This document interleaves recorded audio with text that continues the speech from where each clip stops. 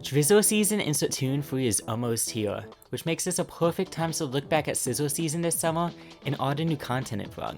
The new maps and new weapons were all great, but better than all of that is Challenge Battles. Challenge Battles is the best thing Splatoon 3 has added, and I am willing to die on this hill.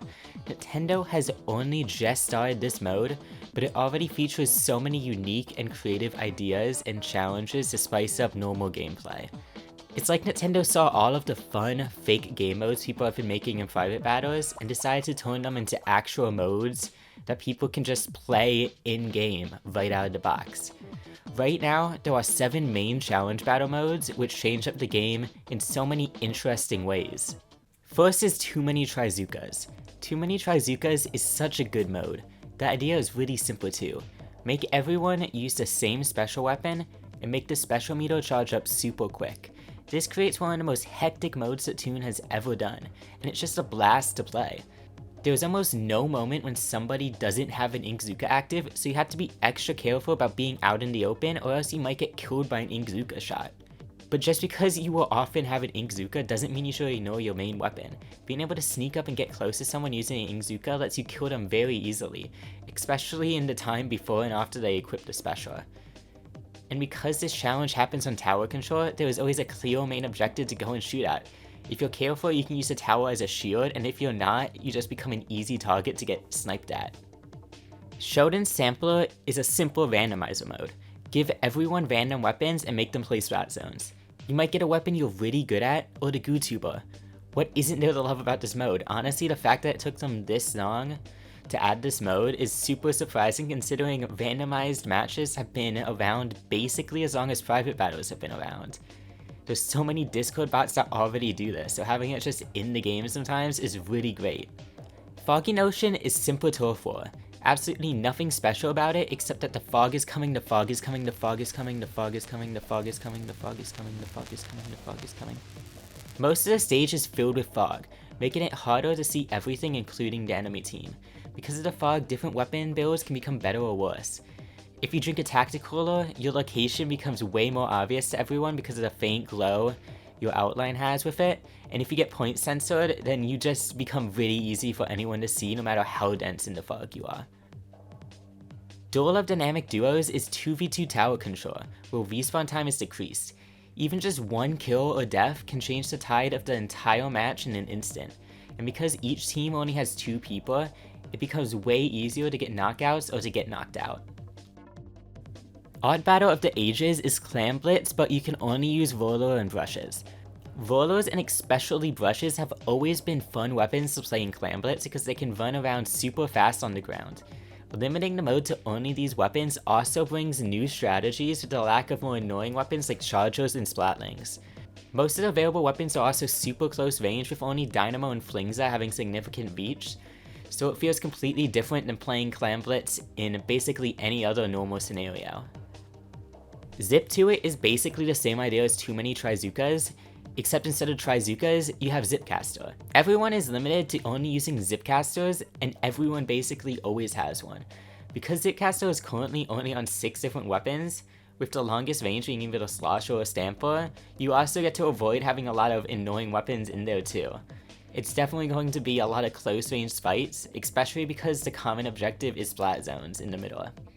Extreme Jump Battle is tower control, except you get to jump really high, which means that everyone has access to new routes and locations on each map, and you have to be on the lookout for more places. It also makes it way easier to get to certain locations, and there's a lot of spaces on the map where you don't need to swim up and you can instead just jump up.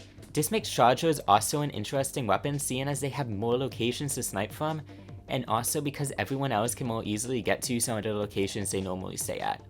Also, because of limited air mobility, it can become super easy to kill people jumping if they aren't prepared and don't have a weapon built for air combat. All of these new challenges bring something new to the game that no other mode does. It takes all of the main modes from Turf and Anarchy and gives them a fresh spin. I love playing Anarchy and X-Battle, but playing these modes can get stale easily, which makes sense considering they're basically unchanged from Splatoon 1 and 2. I enjoyed League Battle in Splatoon 2, but if they just added it to Splatoon 3, then it would be the 4th ranked queue in Splatoon 3 with basically no difference. Anarchy already works as the League mode in Splatoon 3, So adding League mode as it was in Splatoon 2 wouldn't really make sense, which is why Challenge mode is just so good. Every other week we've gotten a new unique mode to play, which is something that really helps Splatoon 3 remain interesting for so much longer. The only issue I really have with Challenge mode is how often it happens. In classic Splatoon fashion, Challenge mode only happens on select days, and often only once a week. And for each of the challenges, it only happens for 3 rotations, or 6 hours. Nintendo could easily make challenges happen more often, but they just don't. But please, even if we have to have more repeats, just do challenges more often. It's easily the best mode in the game. I just want to play it, please Nintendo. Even with the limited time frames though, challenges give such a frequent reason to come back to the game. Splatfest and Big Run happen only about once a month. Cool Salmon Run rotations like all random or all Grizzco weapons happen once a month at most too. All Grizzco weapons happen like never. We've had like 3 or 2 in the whole game, so that's even rarer. Challenges, however, happen so often that it makes Splatoon 3 always have something going on.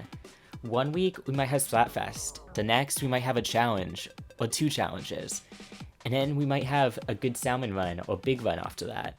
There's just always something going on because you got challenges to fill in the extra time between the bigger events. And it helps that each challenge is basically always different. So while Splatfest might get boring if we have more of them, and I mean sometimes it's already boring doing it once a month, challenges are always unique, so I don't think I could ever get bored if they keep adding new challenges. So now that challenges have been around for a full season, I'm really looking forward to what new challenges are coming in the future. We've already seen 3 new challenges for Drizzle season in the new trailer, and I'm sure more are going to come, so I hope Nintendo makes some really wacky modes. Inkjets for Everyone looks to be extremely hectic, like too many Inkzookas. It just looks really fun to play. Swim It to Win It, giving you supersonic swim speed, also looks really fun. And the modified Rainmaker test file looks to be one of the best modes in Splatoon period. Giving the Rainmaker 3 shots instead of 1 just makes it gonna have a lot more power than normal Rainmaker, making it way more entertaining, at least in my opinion. So yeah, that's it. Nintendo, please, just do more challenges. This is the best thing you've done. Just keep it up, that's all I ask. Please. That's it. That's all. Goodbye.